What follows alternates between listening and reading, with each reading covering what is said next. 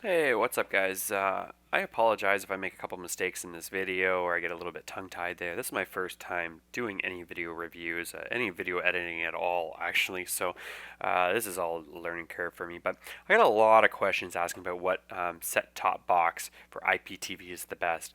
A lot of people recommend the Mag 254, the Dreamlink T1. Avov has quite a few boxes in their TV Online series, so I'm going to give a quick rundown here. So let's get started. I don't want to keep this video too long, so I apologize if I'm going through kind of quick, but the first thing I'm going to take a look at is the marketplace. This marketplace, they give you an option. It looks like you got about 37 apps here.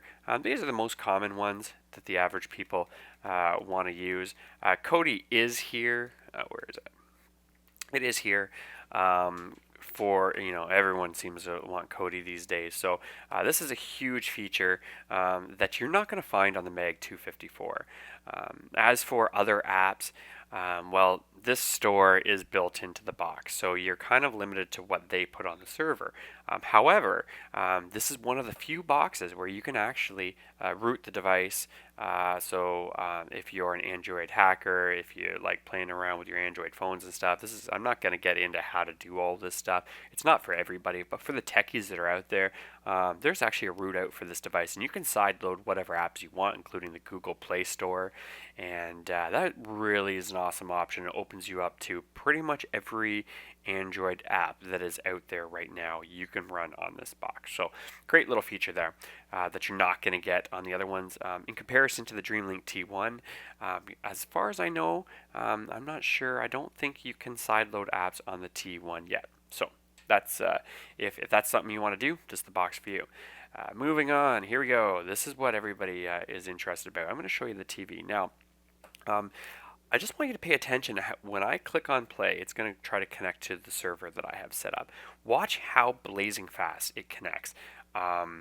Sometimes they take 5 or 10 seconds on some boxes to connect to the server, but wait till you see this. So I clicked it just now. Done. Like literally less than 5 seconds. And I understand that all servers are a little bit different. Some people are going to have different ping times and stuff. But I mean, this is a very popular server that I'm using right now. And many people have it, and it's blazing fast. So another thing I'm going to show you is I'm going to go into now to live TV. I'm going to show you how fast from a standstill that first station comes in. It's in. Like, I mean, out of all the boxes, the Dreamlink T1 is fast, don't get me wrong.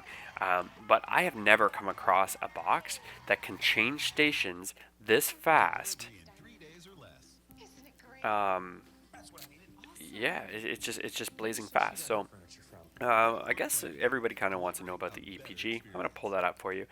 As you see the EPG here, if you're a Mag user in the past, you will probably be very comfortable with this. This is giving you basically the same layout that the Mag does. And to be honest, a lot of the Android boxes out there are going this route where it shows you like 12 stations in the channel list. But you can really only see what's playing on that individual station if you look underneath the picture there. So if I wanted to see, say, what's on CTV Montreal, I actually have to go down to it and highlight it in order to see what's playing. Is that a downside? Maybe, for people that are coming from, say, a satellite box or something like that.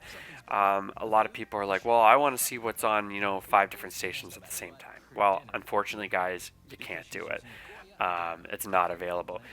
That is a feature of the box, not the service. So if you have a service that has good EPG, such as the service I'm using right now, all the information's there. Just how you get there is a little bit different. So if you want something that shows you all what's on, say, playing on, say, 5 different stations at the same time, check out my Dreamlink T1 review. That's probably got the interface that you want. But there's some limitations of that box as well. So, but I'm not going to get into that right now. But anyways, so that's your basic interface there for the EPG. Now, videos on demand. Everyone seems to like videos on demand. These videos are based on the provider.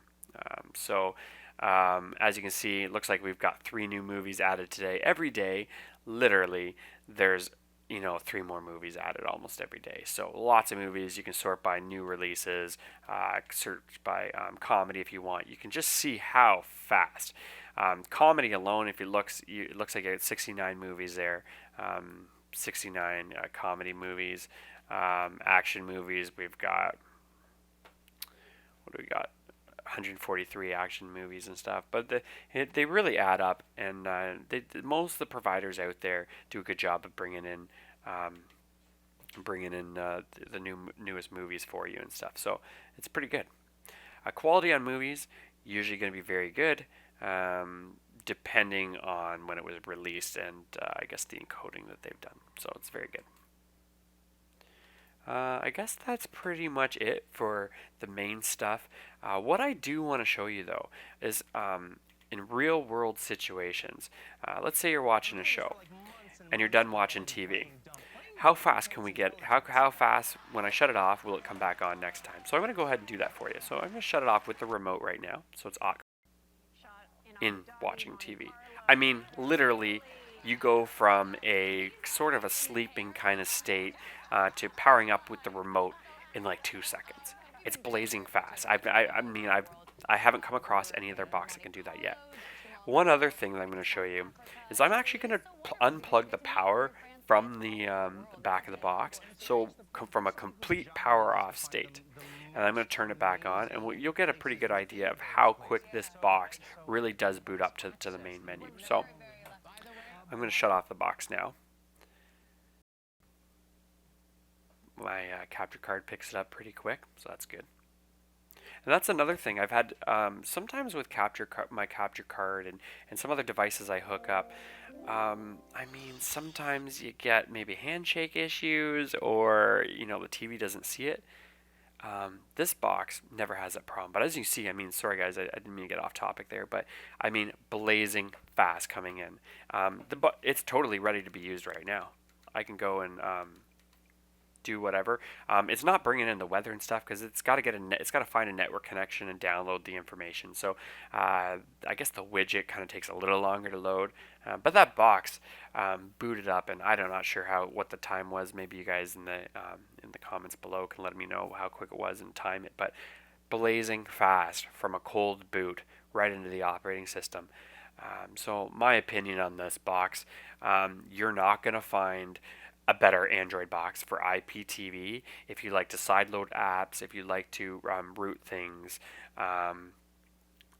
The only downside would probably be the EPG, if it's even a downside at all. A lot of people like being able to see 12 stations at the same time. So if you're able to deal with the EPG, this is a great box to try out. So stay tuned for some of my other videos, guys, and I appreciate you taking the time to watch my video.